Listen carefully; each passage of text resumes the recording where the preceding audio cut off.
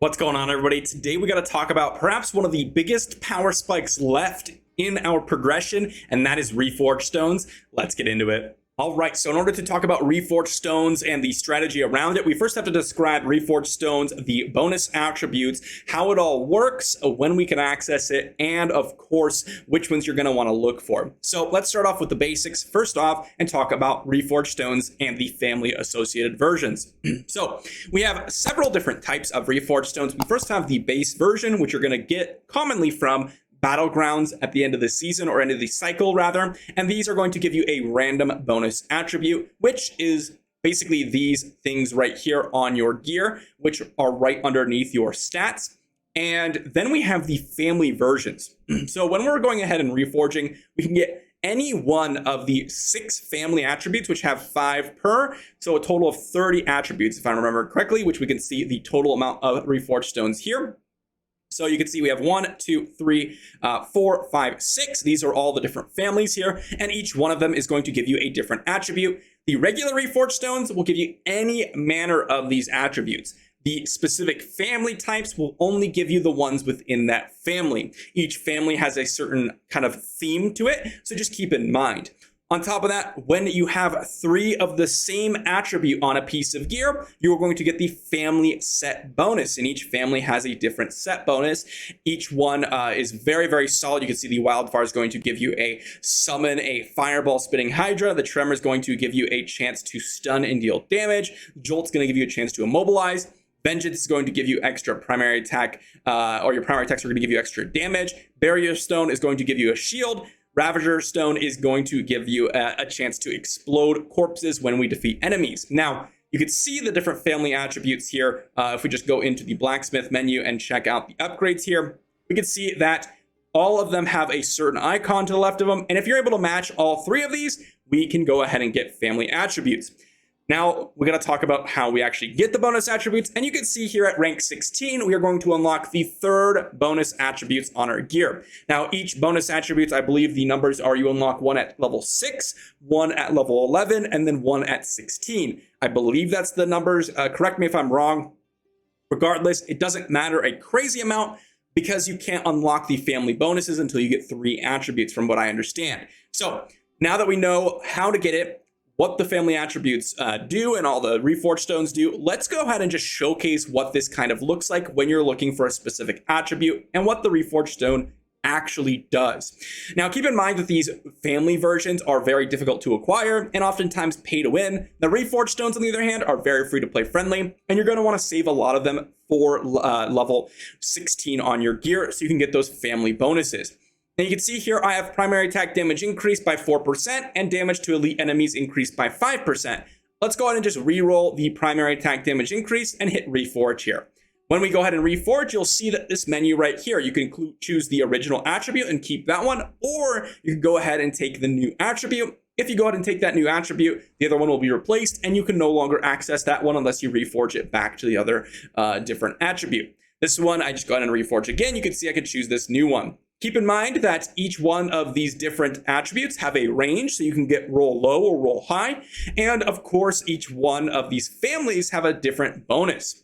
One other thing to note about these bonuses is that they're all reduced by 66% in PvP content. So if you say, let's say this damage to elite was damage to PvP or to players by 5%, it would not be 5%. Instead, it would be 66% reduced, or 1/3 this amount, so about that 1.8 mark in terms of percentage increased damage. So keep that in mind when we're talking about the value of some of these stats, and I'll go ahead and go through each one of them and some of the ones you're going to want to look out for. So first off, we have the Wildfire family attributes. These ones are going to be primary attack damage increase, skill damage increase, damage done to enemies below 30% life increased, critical hit damage increased, and heal party members for X amount on death. The family set bonus is going to be that summon a fireball spinning Hydra. And overall, this one's actually a very solid one. Crit hit damage increased is a really, really impactful stat, especially if you're going ahead and running with a satyr in PvE content. Primary attack damage is especially good for demon hunters. Skill damage is generally good for a lot of different classes, and damage dealt below 30% life is just always good as well. This is a very, very damage-centric family attribute, and overall just a generally good one. So none of these are something that you necessarily want to reroll all the time, and oftentimes will provide you a lot of bonuses. Again, keep in mind that since the PvP is reduced, I generally favor PvE content when looking for my attributes because I will get bigger stat bonuses there and be able to speed up my farming or my dungeon runs. Critical hit damage and primary attack damage and skill damage are all going to do that a lot. So it's very, very nice bonuses there. The heal party members on death is honestly a complete garbage stat for the most part, except for maybe in PvP. But again, it's not going to heal you for any amount because it's 66% reduced. Overall, the Wildfire family is really, really solid in terms of damage increase and stuff that you may want to look for. Next up is the Tremor family attribute. This is going to have your primary attacks reduce enemy healing.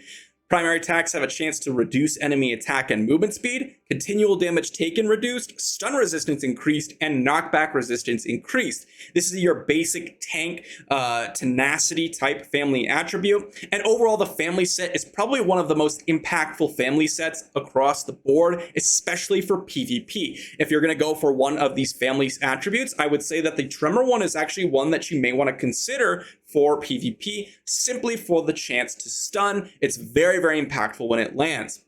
Also, the stun resistance and the knockback resistance are both extremely good in PvP and not necessarily valuable in PvE because you don't really get stunned or knocked back all the time. And even if you were, you'd rather just one-shot them over resisting their stuns and knockbacks. Continual damage taken reduced is not that good of a bonus here.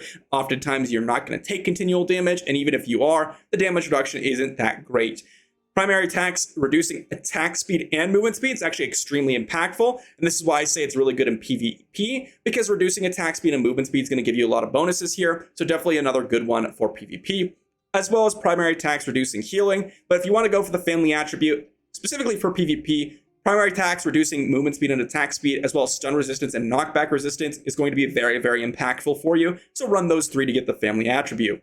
Next up is the Jolt Stone. This is going to have a chance to immobilize your target when you're attacked, but with a 2% chance. The attributes here are damage taken from players reduced by X%, damage taken while suffering loss of control decreased, sheet death chance increased, duration of beneficial effects increased, and slow resistance increased. This one's a little bit interesting one because you would think that it's a very, very heavy PvP bonus, but remember that it's reduced by 66%. So damage taken from players reduced by, let's say, 0.5% ends up being like 0.16%, which is really, really low and honestly so bad, especially when you consider you can run a different family attribute to get bonuses from players even more so.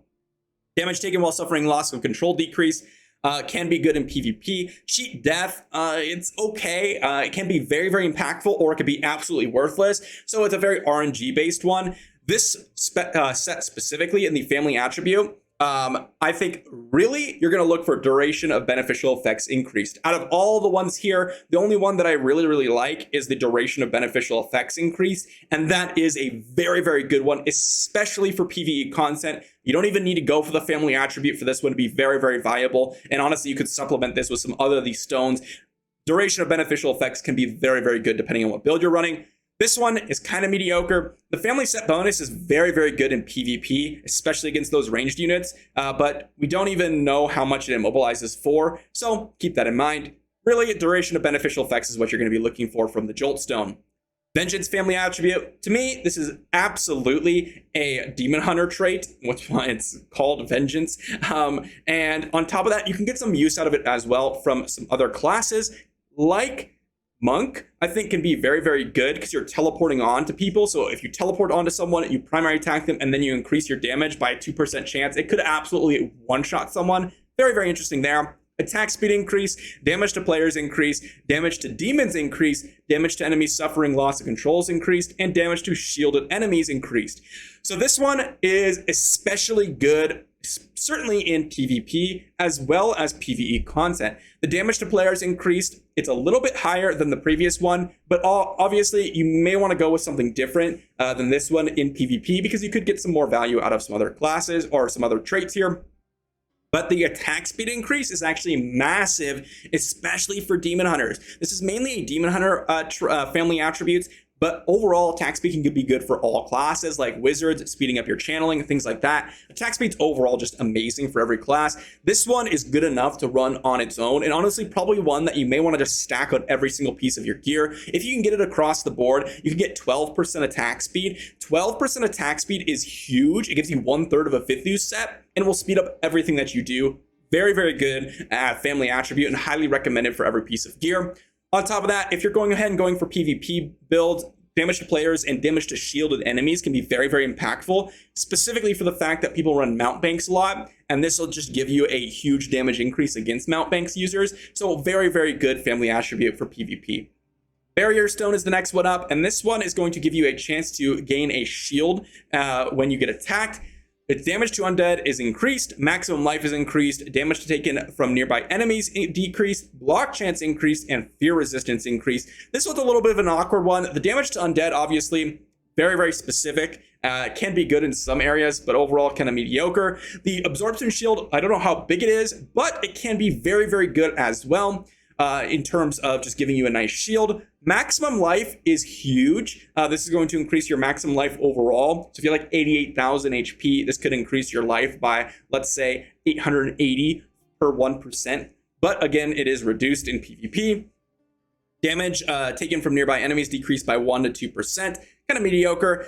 Block chance increase. This can be very, very good for Crusaders specifically. Overall, this family attribute's kind of weak. The only ones I would kind of look for are block chance increase for Satyr and maximum life increased for everyone. Both are kind of weak rolls and both are kind of weak in general. And then the last one is the Ravager Stone. This is a 2% chance to explode an enemy when we defeat them, giving us a bunch of extra damage.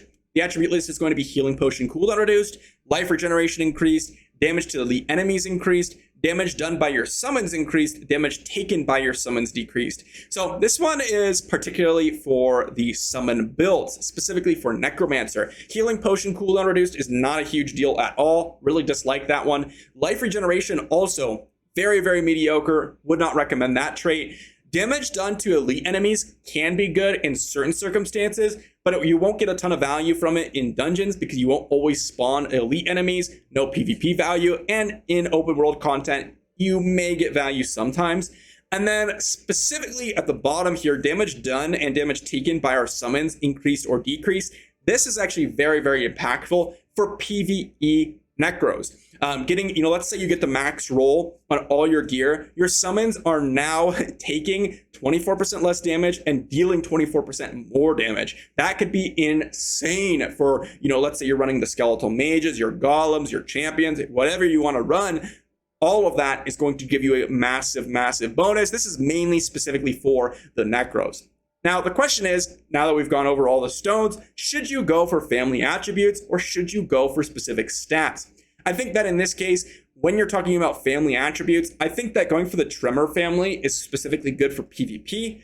After that, potentially going for Vengeance Stone. I think those are the two strongest family set bonuses. And generally speaking, I would just go for strong attributes. Attack speed increase is a massive one. Definitely recommend you go for that one. After that, duration of beneficial effects. After that, really, there can be many options. Primary attack damage increase, especially for Demon Hunters. Critical hit damage, skill damage, all are good options. And then, of course, for your Necros, you're going to want to go for the summons increase. Really, though, specifically attack speed is going to be good pretty much on every single class, as well as essentially the primary attacks. Where is that? I kind of lost it here. Primary attack damage increase and skill damage can definitely be very good across all classes. So there you go. There's the complete rundown of Reforge Stones and my thoughts on each of the attributes. Let me know if you want me to go even more in depth and do a future video on this, because I know it's a lot of information. Hopefully that you got it all. But again, we are going to be unlocking this soon, and I have not done any reforging on my gear. Keep in mind, one other thing before I end this video, when you go ahead and upgrade your gear, these bonus attributes transfer between pieces. So if you go ahead and reforge one piece of gear to the perfect gear stats that you want, you will not have to do it again. It's only a one-time thing and it will transfer just like your upgrades. So hopefully that gives you all the information. Again, if you enjoyed, like the video. If you did not, dislike the video, and I will see you for the next one.